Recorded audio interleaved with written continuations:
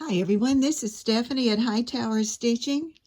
Today what I want to do is one of my reveals. I have 3 quilts to show you, and they are ones that we've been working on and looking at in different videos. Here's the first one. This was from video 249, and I called this the Petite Log Cabin blocks. And this is the one that each block is made out of 4 smaller blocks. There are 4 blocks in each one, and they're all the same color, and then you put those together. This is the one that had the 1-inch pieces, and it was really interesting, and I loved going through my stash to pick out the colors because a lot of these were old material as I started going. So let me just move a little bit and let you get a look at it. And in each one of the cream places, I went ahead and just did some free motion quilting.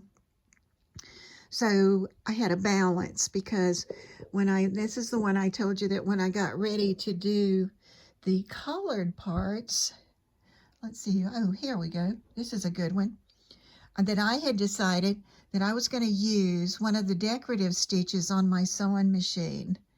Well, I didn't really know what I had gotten myself into, but I finally learned that when I'd come up here, I'd come down, go over, go out, go up, and the third strip would be right here, and I'd come down, and that would put me so that I could go ahead and finish this side over here. And then I'd have to thread off and then get set and come back up here to this one and do the same thing down there. So that wasn't too bad, but the turning of the quilt to get it set so that I could go straight was a challenge.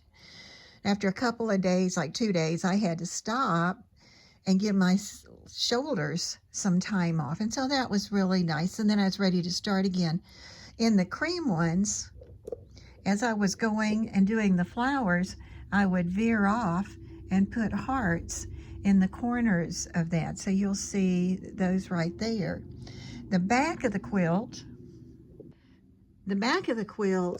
is a cream with the little brown flowers in it. And so I like the way it turned out because, I like to be able to look at the back. And in places you can see where I've done the stitching up and down, or the machine did it, and then I moved it around. So that was one of the projects that I've been working on. And this is the second one. This was the chevron that so many people liked, and it was from video 243. And the one that I did was a little bit different because I made my strips in between a little narrower. And then instead of having that strip solid, I broke up the colors, and I liked that. And I liked it so much, I had to go get it from my neighbor today because she decided she'd like to have this one. So I sold it to her. And then I said, oh, great. Now I don't have anything for my video, for my follow-up. And I started another one. So I was working on the log cabin, was working on this, and then somebody from the high school came and wanted a t-shirt quilt for her son's graduation. And I said, I don't know how to do it, but now I'm coming to the end again. It's like a cycle. So if you look at this is just so much fun because I just went through the stash and I found the things that I liked and then found things that could go together.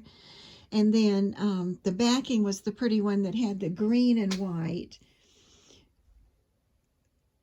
And what I liked about this was I just picked this out because it was green and white and would go so well with the front.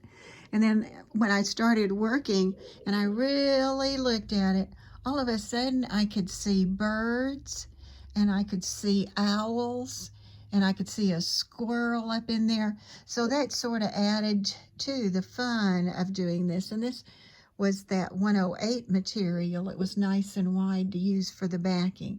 So that was the first one of the chevrons. This is the third quilt for today. This was the second chevron I made because other one got away from me too quick.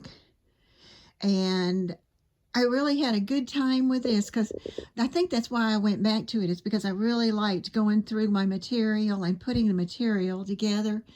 This time I did use the solid white going up and down and didn't break it up, and it's also a little bit wider.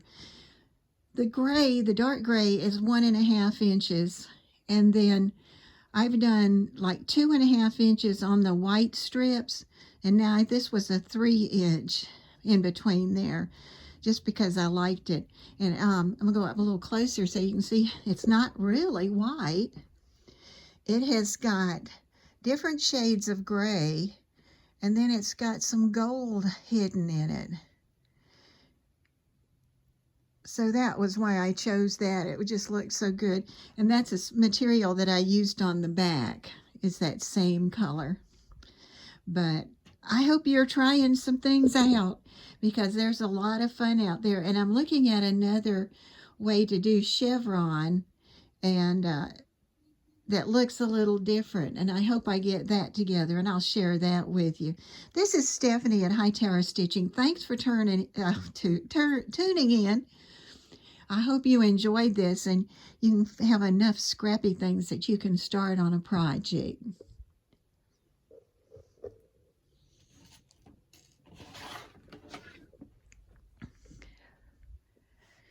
Oh, and before I stop, I did quilt on these, but I didn't quilt every chevron. And that was really fun, because I would to go a little ways, and then I would quilt. And I sort of did it like a sampler, because I went back to my books with my patterns in it, and I would choose one of those to do in it. But the funny thing is, when my neighbor got hers and she really started looking at it, she said, "Oh, it's quilted." I said, "Yeah, it's quilted, but it's not quilted everywhere." Now, I'm sorry, that's what I forgot. Thank you.